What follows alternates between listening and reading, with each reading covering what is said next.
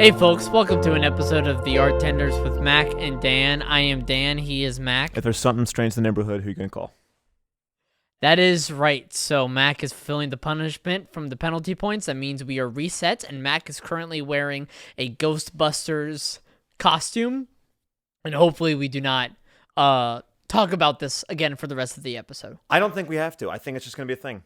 Yeah, it's going to be a visual bit, and I don't think we have to describe it anymore. We're trying to keep with the audio platforms, and the only way we can do that is respect them by not even giving any thought at all, right? Right.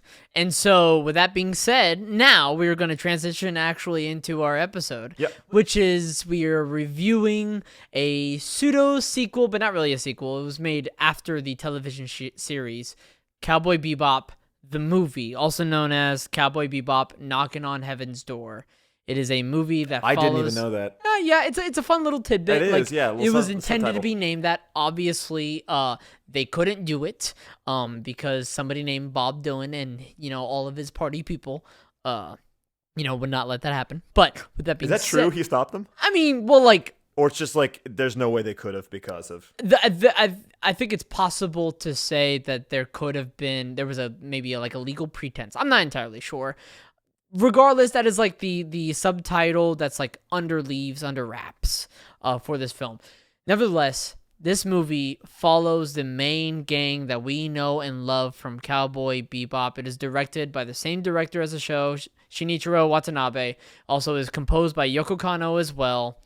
And as it follows the same gang, yes, at least for the English dub and also for the Japanese dub or Japanese sort of voice acting has the same actors, but the English dub has the same actors as well. Steve Bloom, Wendy Lee, Bo Billingsley, and Melissa Fawn as well. And what it's about is that the gang stops a sort of terrorist attack on Mars. That's essentially the gist of the movie. And it is tonally very similar to the rest of the show. Yes. While still, but also tonally, it takes itself pretty seriously. True. And once again revisits the theme of existentialism and purpose in life. And so I think, Mac, both you and I, we were discussing this prior as well to recording this episode, that we are going to have a little bit of difficulty really discussing the quality of this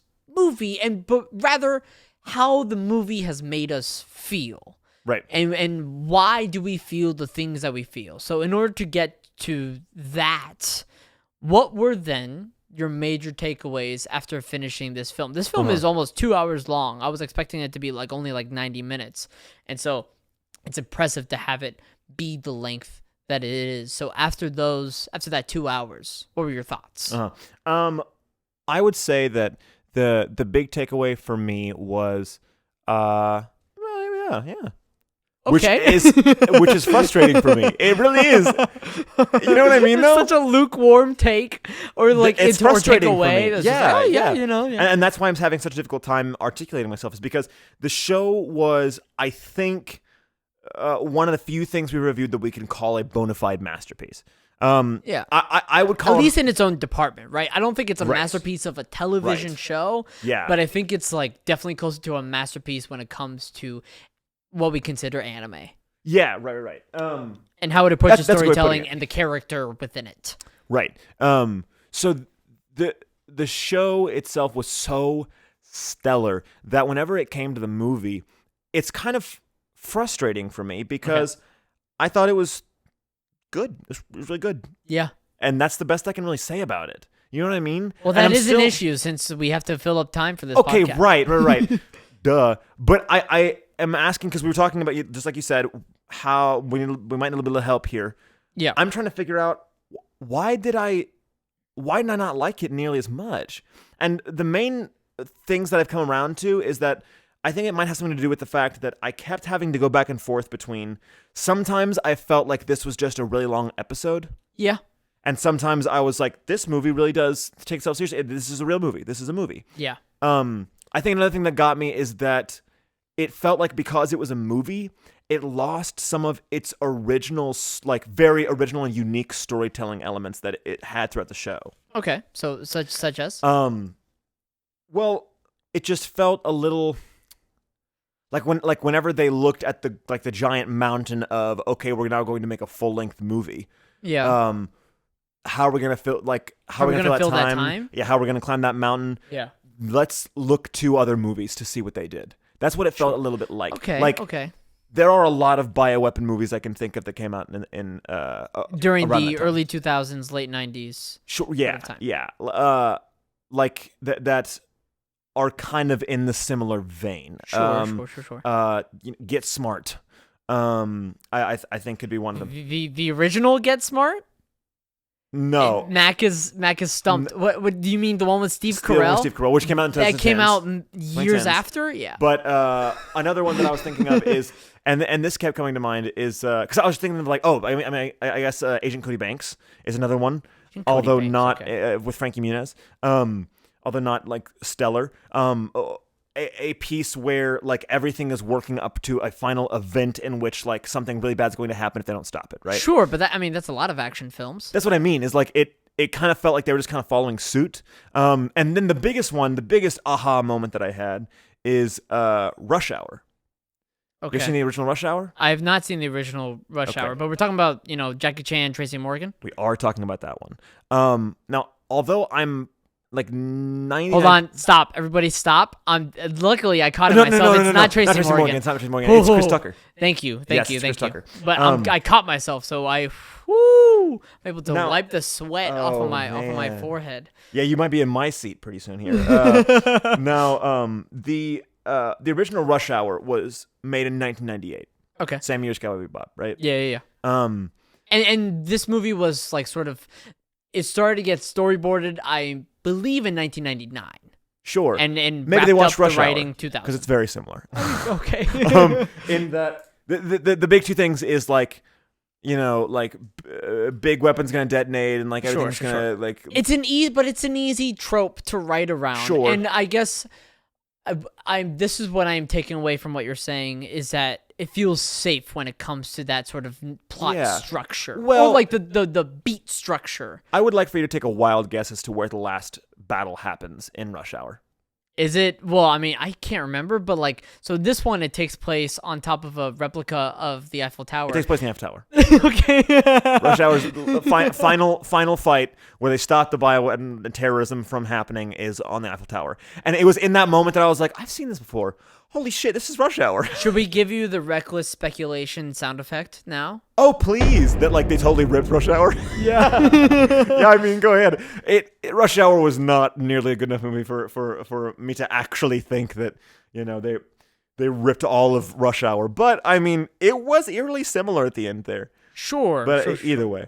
Needless so to say. I want to press on something that you said earlier, where it felt like an episode that was just sort of stretched out. And so then did you wish that it would have been as short as a proper episode? That's a good question. So I think that it would have been served well by being a one episode or a two-parter, right? Okay. Yeah. Keeping itself to like that good 20-25 minutes to like an hour format, right? Yeah. Somewhere in there. Now, I think that honestly, at first I was like, man, is this just going to be a longer episode? And then by the end, I was like, it wasn't. I kind of wish it was. Interesting. So I had a very different take when it comes to that, is that because how a lot of most of the episodes are structured, they're like mini movies, right? They kind of have their own plot, right, per se, and they're all sort of loosely connected, but very loosely connected. But that's the sort of idea that went into the writing of those episodes, just like these mini movies. And so as I was watching this movie, I had the experience of, oh man, I actually wish all of the episodes were longer. Okay. Like especially like episodes that could have used like more time to really build character relationships. Like if we think about some of the least regarded episodes in Cowboy Bebop, probably the most least regarded is Boogie Woogie Feng Shui. Yeah. Where it really could have used the time for Jet to and expand that relationship with Jet and like his former friend slash master slash teacher, and then their his daughter, the master teacher friend daughter, and like expanding that relationship more, and then like the stakes for Jet in that episode. Like obviously it should have been restructured to fit in that sort of like 24-minute time block. Yeah. But it also could have been benefited if it really fit that length. And then if you think about the really good episodes, like imagine Waltz for Venus being the length of a movie, or Parole le Fou being the length of a movie. These episodes that really stick with you, or Brain Scratch, episodes that really, really stick with you, that perhaps even if they were given more of a time to really sink its teeth into you, as opposed to the moment that it imposes something magnificent upon you, the episode is over, right? So if it really gave itself the time to really sink its teeth, that I'm super duper interested in that. And so in that capacity, I do really appreciate this movie. And I kind of agree with you in the take of, like, I do think this movie is good. I don't think it's the most amazing thing, and, like, it is kind of weird that, like, yeah, it's a movie, but it does feel like a very stretched out episode, and that's both a good thing and a bad thing in my heart. But at the same time, this movie at the end leaves me oddly emotional, and I could not explain it. Okay, that is one thing that I can give this movie any day of the week, is that, and this is just a thing about Cowboy Bebop overall, both movie and series. Yeah.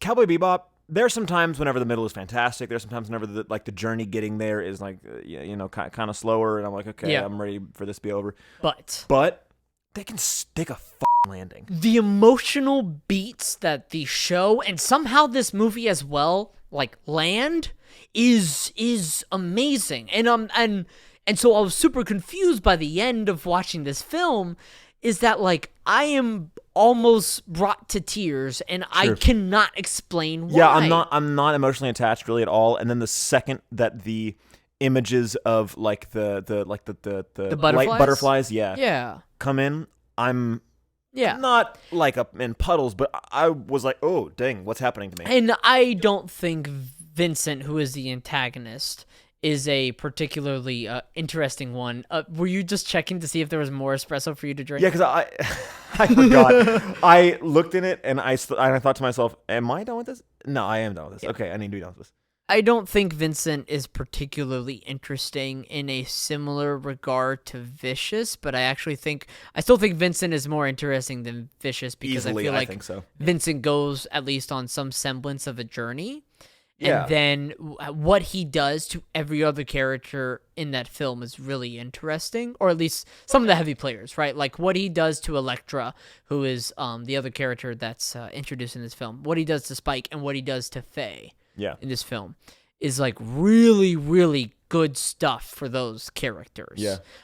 Which is something that I can appreciate, and I don't think Vicious does it to that same degree in the original show run. But even then, I don't think Vincent is terribly interesting, and you really have to pick at the movie in order to properly ascertain that Vincent is living in this ennui of sorts, and that, like, he doesn't know whether or not reality, the life that he's living right now, is reality or not, and so he finds it justifiable to then poison the entirety of Mars in the same vein of the poison that he received many, many years back on the moon Titan. And so it's that sort of like comical villain of sorts, and it's that sort of villain where I'm dark, I'm kind of edgy, you don't know who I really am. But luckily the movie is saved at the same time by these two things. Like I said earlier, what Vincent does to other characters. And the second thing, where Vincent really hits home with the sort of existential purpose themes that are rung true by every other character in the show. Right. And so Vincent just takes it to another degree where, like, he feels it's like he's living in this hell and he doesn't know how to properly get out of it. Right? I mean, that isn't suicide. Right. Now, I'm gonna go ahead and dish this one out. Okay. Haven't given one of these in a while. My gold medal Wow. actually goes to Vincent. Okay. Not necessarily this the is performance of Vincent, but the writing of the character Vincent. Yeah. Like the concept of Vincent. And Darren Norris does a fine job as Vincent. Sure, yeah. You know. But I mean, just the idea and what that character is able to do for the other characters in the show is so stellar and really beneficial overall for everybody. Yeah. Now, I think a lot of it comes from it's kind of Joker-esque from Batman in that he's defeatable, but it's more a matter like of anarchist in a way. Yeah, it's more a matter of you're trying to figure out why he's doing it. You're trying to figure out like who he is and what he's doing. Like because everyone else you're able to predict what they're doing because you understand them. Yeah. And he's the very first villain that they have written in that is truly difficult to understand. And the main reason that you keep him alive and that you want to battle him is because you're trying to figure out what he's doing. And what he stands for. Right. And I don't think, like, even though that is conceptually interesting, I don't think the movie does a good enough job in, like, painting that, per se, even though conceptually, I'm 100% with you. Yeah, I think that the idea of Vincent is awesome. The execution of Vincent is not as good as it could have been. The other big thing is that whenever you have a character that everyone's trying to figure out and that everyone could defeat, could have taken the shot, could have this and that, but isn't, it is such good grounds for character exploration, character growth, because they have to figure out this villain is requiring them to figure out who they are. Yes. You know what I mean? That's an excellent way of putting it. Such a good villain. Such a good villain to write. Because like a villain that makes you have to think about yourself. This is the most vulnerable you see Spike. Yeah. Probably, period. If not in the last 2 episodes of the show run. It's that small scene that he has with Elektra when they are in 2 different cells. And like he's talking about how now he is afraid of dying. Right. And like it's one of those scenes that like it doesn't really catch you in the moment, but when you think about that scene, you realize like probably how much it took for that character to like really speak on that experience. Yeah. And it goes to show the actual layered depth that character sort of has, right? On that, but before we move on from that, that reminds me of a story that I was watching a director one time tackle a scene from Hamlet, right? Okay. And like Claudius wasn't present, like the villain wasn't present necessarily, but it was Hamlet talking to Ophelia, yeah. And the only thing that, like, the scene was great, right? But the director was like, now this is pretty good on its own, like on an island, but it could be better in the context of the play. We're like, I wonder how. And all they did was they just said, could you guys be worried and fully aware that Claudius could walk in at any moment? Yeah. Both of you, Hamlet and Ophelia, both. Because normally Ophelia does that, but Hamlet doesn't always do that, right? And so that's all they did. And it made the scene really interesting. It wasn't like a perfect scene or anything, and there was still some things. But like it added this sort of like stakes and given circumstances that really informs the actor into the character. The quote that we got that made me so happy and that I still remember to this day is, "The best villain is a villain that is still in the room when they walk out." Yeah, and I'm like, that's true. That's and Vincent is in every single room. Vincent is in the whole movie. And the thing that's so funny about that to me is that it doesn't even have to do with the execution. It has nothing to do with the performances or the animation or the directing. It's purely the concept. Just the idea of Vincent, he's present in every room. Yeah. You know what I mean? Yeah. So it's great that the concept could take them that far. Yeah. Wish they would have capitalized on it a little bit more. I hope so too, because even then, because even though you have a good concept, you still have to develop the character itself, and it didn't really feel like they fully developed that character. Yeah. It was really good though to have Elektra, who was Vincent's like past lover of sorts, from many years ago, and now she works for that pseudo pharmaceutical company as like an agent essentially, and is hunting down Vincent. And I for some reason also like, so this isn't the first time that I've seen this film. This is only the second time though. I haven't seen it in years and years and years. But It's the first time you rewatched the series and the movie. correct. Wow. So, and I always remembered Elektra being Vincent's past lover, but you don't really put it together until the end, right? Yeah. Am I crazy? No, you're like not it's kind crazy, of no. it's not really revealed until the end. Well, because it feels like there's a potential There's some for- foreshadowing, but like Right, but it feels like there's a potential for a while that because Spike is interested, that could be a potential. That Spike and Elektra could be a thing. Because Spike for a while, whenever he first like meets a her, romantic interest. yes, because whenever Spike first meets her for a while, it's just like, man, she is gorgeous. Like I cannot wait for the next time I see her and everything, right? And I there's love a little bit woman of who tension. can kick my ass. Yeah, right. And which is totally on brand, right?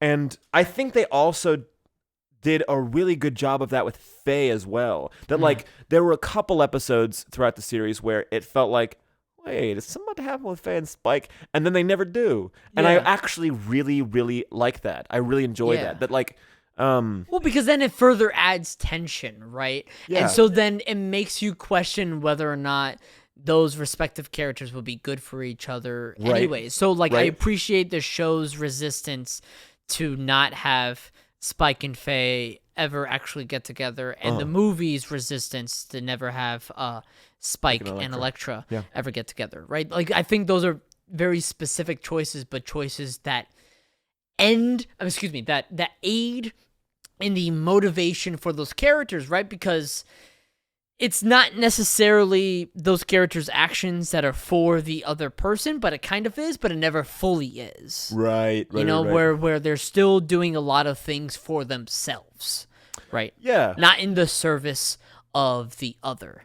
And so then sometimes when there is an action that is in service of the other, it becomes a lot more potent because occasionally it comes out of left field, right? Yeah. Like, at least in the context of the show, Spike saving Faye from when she was brainwaved in Brain Scratch, or like Faye swooping out of nowhere for, I think, Walter Venus, right? Like those kind of couple of episodes where the other person saves the other's ass and you didn't really, not necessarily like see it coming, but it becomes a lot more powerful of a moment because they're not, sort of obligated to each other, right? In terms of like a relationship, they're obligated to each other in terms of like, I care about you, but I'm never going to say it.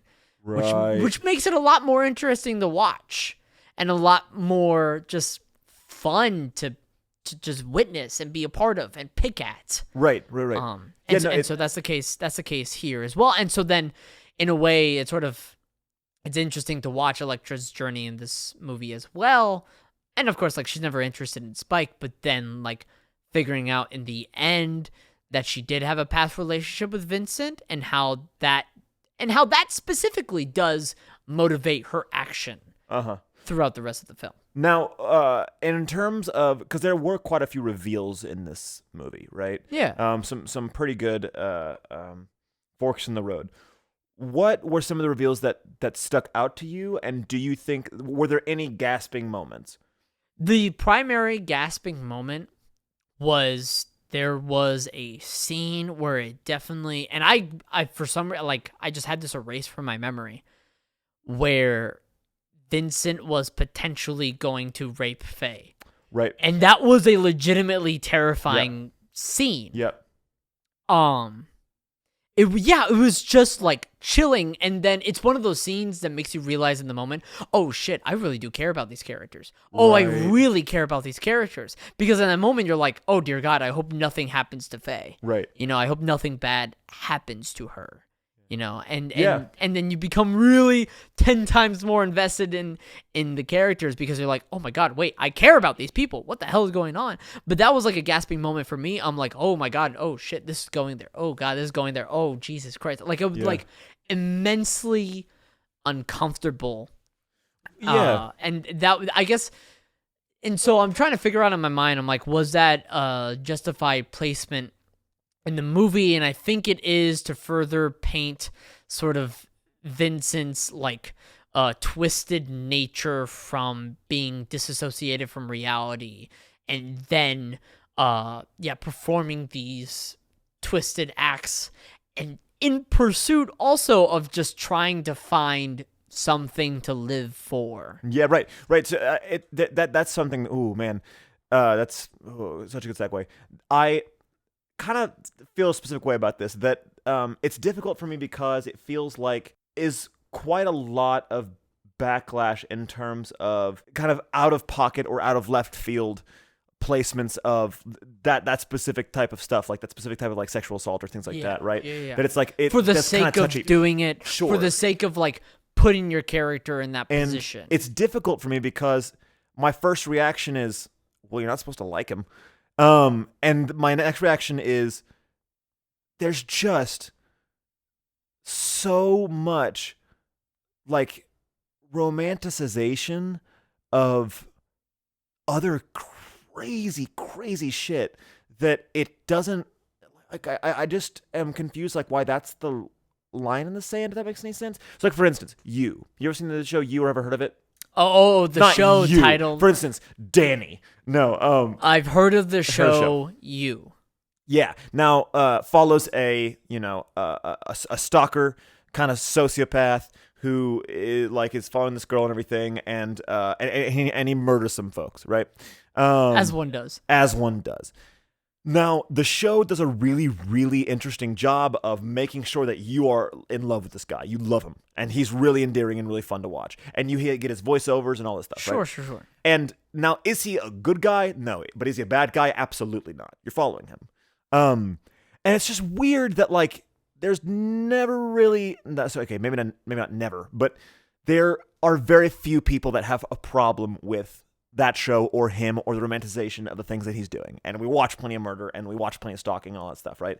And it feels weird to me that, like, that is 100% okay, but seeing a bad guy who we're supposed to hate with all of our hearts, like, doing something awful is weird.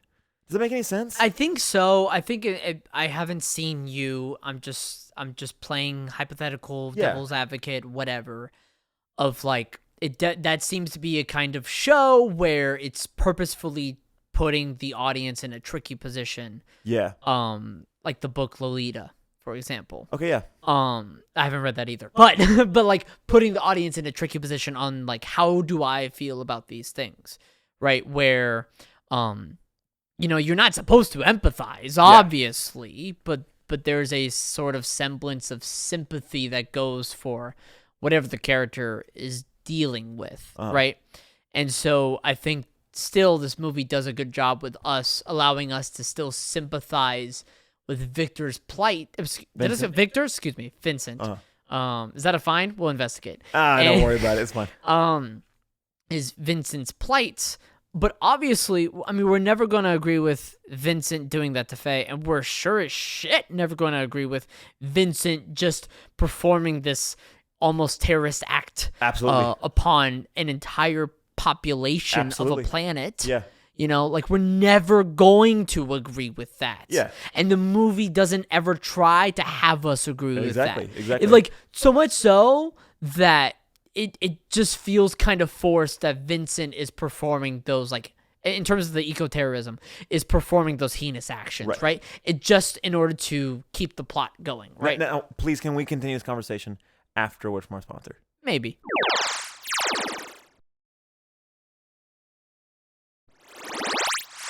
Senor Lavelle. I would like to continue this conversation, please, on the... We're not supposed to agree with Vincent's actions. Yeah. We are led successfully to sympathize for his plight. That's something that the movie does pretty darn well. And so if the movie allows us to sympathize his plight, then in some capacity at least, we can track his action. Mm-hmm. Therefore, and the movie needed to improve on this, that I will say. But I think it was at least a step in the right direction, where we can somewhat track and understand why he was performing those terrorist acts and why he was about to have a sexual event Yeah. with Faye. We've talked about this like marginally on the show before. I'm curious though at this point how you feel about like with this content specifically. The idea of humanizing versus justifying. That it's always in the interest of the story to humanize, but it is not always in the interest of the story to justify. Does that make sense? It needs to be justified for whoever is performing those actions. Sure, you know what I'm saying? Like those actions need to be properly motivated, right? Whether or not I agree with those actions is not the point, right? The larger point is whatever the movie is trying to tell me or say or do. Right? It's not telling us that Vincent's doing anything good. Correct. It's just telling us why he's doing it. Yes. And not making a good case for it, but making it that it is something that a lot of people could do. It's not like he has some disorder, or it's not like, he's some supervillain. He's a person. That if somebody was put in Vincent's exact position, right? Yeah. That perhaps they could be led to a situation akin to what he did. Mm-hmm. Yeah. How much what? do you believe, Danny, that a person's actions is their experiences, or a person's personality is their experiences versus what they're born with? What? So naturalism. Nature versus nurture? Is that what you're asking me? Yeah, but with this. With Vincent. But with Vincent in particular? Yeah. I think there was something always within Vincent's nature that like would sort of how his brain is rigged, right? Well, and especially when you take away like his basis of self, which is what happened to him when he lost his memory, right? Because the vaccine from the nanomachine disease, right? That because he lost his sense of self, then he sort of devolved back to nature, and then because of the disassociation from reality, he was nurtured from that. Does that make sense? Sure. Yeah. But I think the reason that I ask is because I think that is a huge tick in the right direction. Okay. A huge A+ on the part of the movie that we're even able to have a discussion about that. That's true. You know That's what I true.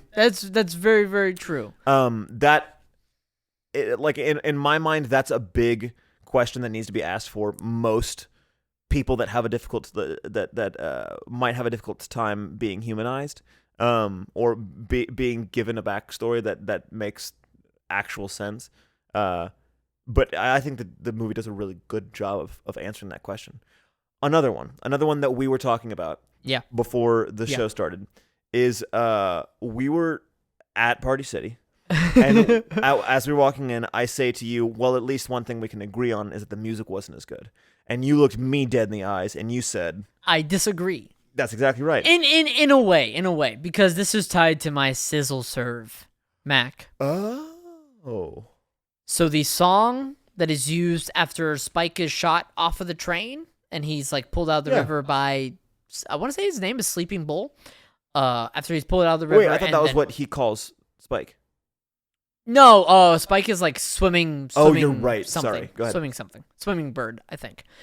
Point being, the Native American influenced character, which, by the way, really fast for this movie and for the rest of the show anyways, like I just really appreciate the amount of representation that it gets, and it's really freaking cool, and I'm like, that's right, there's a Native American inspired character in this anime. Right. That's right. There's a lot of Arabic, Moroccan influence in this movie. That's really freaking cool. And the big thing why it was there was because Shinichiro Watanabe was like, oh, I didn't have enough Arabic influence. This is a great opportunity for me to do that. And then also did like on-site touring, location, scouting of Morocco, and so the character of Rashid, who was also the doctor who made the disease and the vaccine, that character was based off the tour guide that he had the director, that's while he was in interesting. Morocco. In Yeah. what ways was he based? Do you know? The hell if I know. Okay, great, sure. Let's just call him up and we can ask him. I mean, Regardless, that's the next interview. After Spike is pulled out of the water and he's like sitting at the campfire warming up, and then Elektra is like not demoted, not delisted, but deferred, something, whatever, removed from what she works for. That song that plays, it's called Dijurido, right? I think it's performed by Gabriella Robin, who performs other songs in the show. So she's not, this is not her first rodeo. That is the best song in the series. Wow, it's in the entire series. And the entire series, better than Tank, the intro song, better than That's Blue, difficult for me. the Tank final is so song, good. better than Space Lion, right? Like plenty of songs. And I think every time I listen to that song, I get like weirdly emotional every single time. Whoa. And no other Has that song been your does opinion that for a me. long time? I only ever really noticed the song this time. Wow. But I was so blown away by the magical nature and the beauty and the faint sort of elegance and ghostly sort of tone of this song. I was really taken aback by it. And even though it felt like such a small scenes as well. Yeah. To have that song be so potent in juxtaposition was something that I never really quite experienced with this show. Yeah. And this movie as well. And so that's why I feel that way about, that song. Now, in regards to the rest of the soundtrack, I think the song where, Spike is in that dogfight with the guys from the military, Yep. that's one of the best songs in the series. Yep. I think the start of the celebration as well, which is called Yo Pumpkinhead, because of course, like the song for that, Right. I think it's also a fantastic song. The song where Spike is being guided around by the tour guide Rashid, I think that's also a fantastic song. The song where they use when they see the butterflies, for example, Yeah. the images of the butterflies, that the song plays like once or twice throughout the film. That's also a fantastic, chilling song. Like it's really, really well done. I think saying that the music in this movie does not hold the candle, and I'm kind of putting words in your mouth. I know. Does not hold the candle to the rest of the show run, I think is doing a disservice to the music that is in this film. Sure. Because even though a lot of the music in the show is great, in this period of time, right? It's banger after banger after banger, Sure. in my opinion. Okay, yeah. Yeah, No, I think that it's not a matter of liking the songs or disliking the songs or them being good or not. I think it's more a matter of in the series. Yeah. The genre that they use consistently in all of the music is so specific and such an in-your-face experience that it honestly, the music changes the way that I view the show in the series. That is totally fair, and I think and in the most movie, people will agree I with don't know if it does that for me. It adds, and it's good, and I think it's still great. It's a great soundtrack for the movie. Mm-hmm. I don't know if it changes anything, though. I think it enhances the story. I don't think it changed the way I see the story, though. In other times, there were times whenever, if the music was not there throughout the series, then I would have thought that it was a hard-hitting drama. Or there were some times in the series in which it would have felt like Berserk, which Berserk was really slow for me. Like, there were a lot of times in Berserk where I was like, geez Louise, this frame rate is so damn slow. I need this thing to move. You know what I'm saying? Yeah. And I think they actually got away with that several times because of the sound design and because of the music in the series. In Berserk? No, in Cowboy Bebop. In the series. Okay, sorry. In the movie of Cowboy Bebop, it did not necessarily feel like that.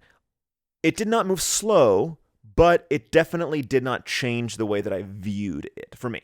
I somewhat disagree because I think the music really, really enhanced this film and the beats in this film. I think we just straight up disagree. Because I hear Sure. your take. I hear you. I hear- see you. Thank you. I listen to you. Right. I accept you for who you are. And I think, You're wrong. You're wrong. I There it think is. you're wrong. There it is. Okay. I think you're wrong. Right. Now, again, not a matter of being bad. It's just, I think it just serves a different purpose to the movie as the music served to the series. And that was upsetting because I loved the music in the series so much. The music in the series is fantastic. It's legitimately changed. Like, the music had never been used as a way to affect the way I saw it. That even though the music in this movie is really, really good, the music from the show, in your opinion, is perfect. And so it's just, but it's like, it's a difficult task. It's a near impossible task. Sure. But just really fast. Yeah. Did this movie at all change your opinion on Ed and Ein? Yeah. Who had such absolutely. a wonderful, funny little 10-minute moment. Absolutely. Now, I love Ed in this movie. I know. love Ed in this movie. Yeah. She has so much fun, and it's so much fun to watch her. Yes. And the crew relying on her too, which is a big thing. I was about to say the exact same thing. That Ed felt like much more, it's still a nuisance and a child, but it felt like Ed was much more part of the team this time. Yes. And that was really, really nice because Ed is such a valuable resource that they finally are consistently using her. And I will say this, there were several times in the show or in the series where something would happen to Ed and I wouldn't feel super bad for Ed. I would just be like, okay. But I will say, whenever Ed was going door to door and doing all that Halloween trick-or-treating, whatever, the few times that people were being just absolute assholes to Ed, I was like, don't talk to her like that. Yeah. How dare you? Like, that kid just wants some candy. And the best was like the guy with the shotgun, and then Ed telling Ein that wasn't the right place. Yes. Like being heartbroken. Yeah, right. That wasn't even the gun. It was just like, yeah, that wasn't him. Next place. It's just like, God damn it! It's whimsical and funny, and it's wonderful. Again, I will give a thumbs up to that moment. That moment was absolutely aided by the the music. The music in the music Ed and changed the way segment? I saw that. Yeah, absolutely. Yeah. Because if that did not have that music, I'd be like, oh my god, is that child about to die? But because the music, I was like, you knew Ed was safe, right? Yeah, no, I did like and it was really funny. And it was just like one of those things. I always love it when whatever sort of media does this, right? Where a character asks a question like, where is this? And then immediately cuts to wherever that thing is. So Faye was asking, where is the hat that I found from Lee Sampson in order to track him down and in order to get him and perhaps Vincent as well? Or at least in the case, just Lee Sampson. Whatever. Semantics. And then immediately cuts to Ed just walking with Ein, and Ed has a giant jack-o'-lantern on top of her head. And even like something as small as Ed is standing on the street talking to Faye on the phone, and Ein has a jack-o'-lantern on his head, and he's just walking around in circles, this corgi with a jack-o'-lantern on its head. It's the best part. It's so cute, man. It's even a little bit too is like how Ein was used as well, of like, you really get a better sense in this movie than I think in maybe any episode of the show that, oh, that's right, Ein is super intelligent. Like, Ein is able to play shogi and like shows Jet which move to make towards the beginning of the film, when he's playing against Spike in that board game. Like that's such a small thing of just like, oh, that's right, Ein's a data dog. Like, I think the movie does a really good job of painting the images and capitalizing on Ed and Ein, and then maybe that sort of played a factor into my experience with them while they were on the show, because I had seen the show and I had seen the movie, right? And that is and then you suggested loved way to watch Ed and Ein in the show this time watching it. Yes, and that might have been part of it. Okay, and part of it too is like trusting those characters as well. Right. And so then realizing towards the end, oh man, those characters did not get enough. Right. And I think in this movie, the characters got the perfect amount. Right. And it was an absolute treat. Yes, you were about to say something. I'm wondering. So the series came out in 1998. Yeah. The movie came out in 2001. Right. So, what do you think those 3 years changed? What do you think those 3 years either aided, added, or deterred? Well, it definitely added, and also the budget as well, and the trust with where the process was taking them. It added to the artistic, the animation Like the intro, fun fact. So I believe, hopefully I'm using this term correctly. Rotoscoping is Yeah. like, well, yeah, when you're capturing the sort of like 3D image like in real life, and then you put it to like this sort of animation where it sort of looks like rotoscoping is used at the beginning of this movie, but no, it's just straight up like, I believe, by hand animation, and so really fluid movements. But nevertheless, point being, to properly answer your question, I think it allowed a lot of perspective on who these characters were and what's important to them, and how can we fit more character into where this movie fits, which is like towards the end, but in the middle of the series. Mm-hmm. You know, how can we give more character to these characters, and have them go on a journey that still means something, Yeah. right? And so, and part of it too is like Watanabe realizing, oh, I did not put enough Arabic influence in my show that is supposed to be multicultural. Right. Let me take that opportunity, right? It's a couple of those things, and I mean, this movie would not have been made if not for the success of the show. Yeah, right. Like right. that alone says enough, you know. Like, of course, he had ideas for the show ideas for the movie while making the show, Sure. but he never had the opportunity to make the movie until he finished the show. I mean, do you think that like those years in between, that time in between, makes a big difference in terms of maybe the perspective or anything? Not entirely. That's kind of why I was asking, to be honest, is that Okay. I'm not sure there was a whole lot that changed in those 3 years. It really did feel like Even though there were some things, yeah. I mean, but like, I think it's okay. It doesn't have to be a lot. right, You know? right. No, I agree. And they're not that far removed from the show. No, it was really just a matter of like, it felt a little bit in the air of, okay, well, it seemed to be successful. Everyone wants us to do another one, so let's get the band back together and do another one. Yeah. But it's successful. I mean, well, in terms of like no, it wasn't bad. the movie itself. Right. It just felt like, all right, well, since it was successful, let's whip up another one. Okay. Yeah, it didn't feel like there was an idea that was so outrageous, right, that we needed to make a movie. It felt like it was pretty good, right? Okay, well, I have one more idea. We can do another one if we need to. I'm sort of with you Yeah. there. This movie did not. You can feel throw reckless necessary. speculation on that one as well. 'Cause Sure. that's all another reckless Okay, speculation. let's put the imaging. But All right, we're good. no, thank you. But yes, okay, perhaps this movie did not feel necessary, right? Now, with that being said, I think if you watch the show and enjoy the show, I think the movie is must watch. Do you agree or do you disagree? Yes, I would agree with that. Because I think the movie is I'm good wondering enough from and within you- the tone of the show, and I think it's its own experience in its own right, but at the same time, still feels very much so a part of the show. How fast after watching the series the first time did you watch the movie? Immediately after? I want to say maybe, I think a little bit longer than that. I remember watching it on a bus in high school while we were going somewhere for a competition for theater. Yes. So that must have been either maybe tail end of sophomore year, perhaps, or because I watched the show sophomore year of high school, like in January and February. Yeah. And I think maybe I watched the movie maybe towards the end of that year, if not like the next year. Yeah. So not far removed from it. While you had the experience of you finished watching the show a couple of weeks ago and then you watched this. Right. Yeah. Do you think that played a big factor? I'm glad. I'm glad that I had the show and the knowledge of the show going into this, because there were quite a few times where I think that the movie was vaguely dependent on you having seen the show.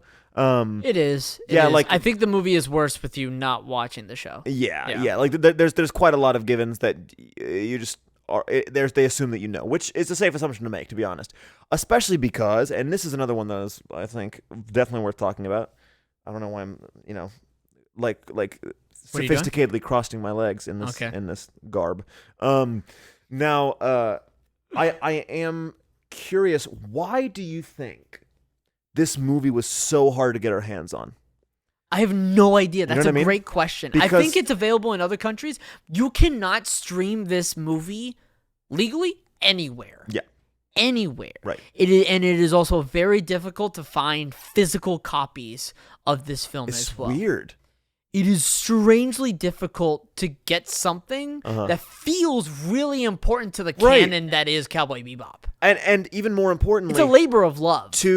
It feels strange that it's so difficult to access something that seems like it would do really freaking well in America. The series has blown up, and they've made the live action series, which honestly I feel like is actually less of a money-making scheme on its own. Like, I'm sure they didn't make a whole lot of money off of the live-action Cowboy Bebop, but I guess I'm willing to speculate, and we'll find this out later, I suppose, that I bet that mainly just upped the views for the original series. Because I bet a lot of people were like, oh yeah, Cowboy Bebop was really good. It was way better than this. And then they went back and watched the anime. Yeah. I know a lot of people... Part of the reason why we're doing this sort of retrospective now is because of the release of the live action. And funny enough, that's actually the response that I've been getting. Whenever people have like reached out to me talking about like, you know, like they've been responding to, oh my gosh, I love Cowboy Bebop. I'm so excited to listen to the episode like that you guys made, right? Yeah. And it's purely from a place of, yeah, I heard they're coming out with a new one. Are you guys going to be covering that as well? Yes, it's garbage. Like that's what they've been saying, right? And so, yeah, I think it's really weird that, okay, live action comes out, great press for the original, so why don't we have the movie? It's very strange because, like we both said, like this is a must watch. I'm sure it'd be pretty if you cheap watch for and Netflix enjoy to the buy. show. Well, I mean, I think it's available in other countries. I think it's a primarily this country thing. Okay. Like it was available on Prime Video at one point or another, and I think it is available on Netflix in other countries as well. While we still have time, by the way, which all that to say, it's bullshit. Let's just say that. It is just frankly bullshit that it's really difficult to find and watch this film, and I think this film is worth watching if you like the show. And I don't know. Once again, I got weirdly emotional for this film. I kind of understand why, because I think it really hits home with its themes and with the sort of like finding purpose in life. And what theme hit home for you the most? What was that? What I just said? Yeah, it was like the man. I feel Were you not listening? Aimless, and it's just it feels good. Yeah, and like there's something really magical about the scene Spike has with Elektra, where like he says that he never feared death until he met. Who we know is Julia, right? Right. Like until he met Julia, he never cared about living, and now that he's met Julia, like living is something that he can never have back, and he values so much more. And I don't know, like and it further enhances the sense of camaraderie that these characters have for one another, and how much care they have for one another. Yeah. As well, and I think it's a big thing, and like how do we guide ourselves in our lives? Now, really fast, because I don't think we talked about this character enough, and I think this character is worth discussing in terms of the quality of this film. What did you think of Elektra as a character in this film? Do you think she was well-rounded, well-developed? Because without a doubt, she was super freaking cool. Yeah, absolutely. She was so cool. Yeah. But was she a good character in terms of the film? Now, for Vincent, it was a little bit of a tricky thing because conceptually he was a good character. But in terms of execution, it was lesser, right? Right. But in terms of Elektra, how did you feel about her? I would say that it's difficult because naturally I'm going to compare her to other people that have been in similar positions. You know, like the Vincent, kind of characters who are around for an episode. The characters that are around for that episode, or even I'm just giving like people's first episodes, right? Yeah. So like another one that comes to mind is Faye. It's like because they're introduced in kind of similar ways. So I'm, I would say that she. Yeah. It's difficult because I don't think that she is as taken care of as the other ones. I don't think that she's as fleshed out and deep as the other ones, but I don't think that she has to be. Yeah, Make any okay. sense? I think so. Her motivations are muted, and her motivations definitely are explained, at least by the end of the film. Sure. And so, like, but never throughout the film do you, like, raise her hands up and say, why is she doing this? Why the hell is she doing this? It never feels like that. Well, You know? also because her actions are never, like, the absolute center. Like, she makes actions and they're important and you're looking at them and that helps the plot and everything, but that's not really the 2-minute warning. She feels to the side, though. She does feel to the side, but I think that actually helps with the fact that we don't know what she's like, why she's doing everything she's doing at first. Yeah. So that we're not bothered by it, but by the end we go, oh yeah, of course, yeah, no, that makes sense. Yeah. And even then, even though I wish she was fleshed out more, it's still a powerful moment to me that after she kills Vincent and Vincent doesn't kill her because Vincent remembers his past and that moment of death. Yeah. You know, that it's raining and she just, like, looks up and closes her eyes.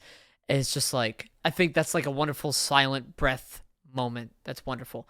Okay, point being, I think this movie's fun. I think this movie's great. Yeah. It's not the best thing we watch. I don't think it's better than the show, but I think if you like the show, I think you must find a way to watch this movie. Yep. This movie belongs in the show's canon. It's an absolute treat.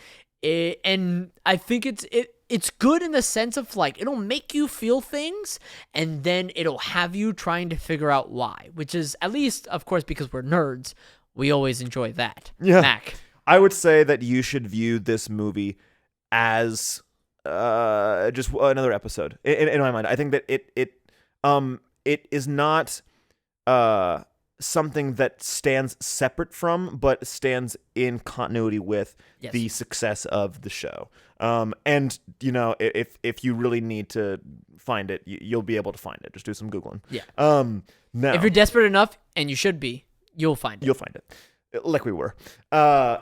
Danny Lavelle. Yep.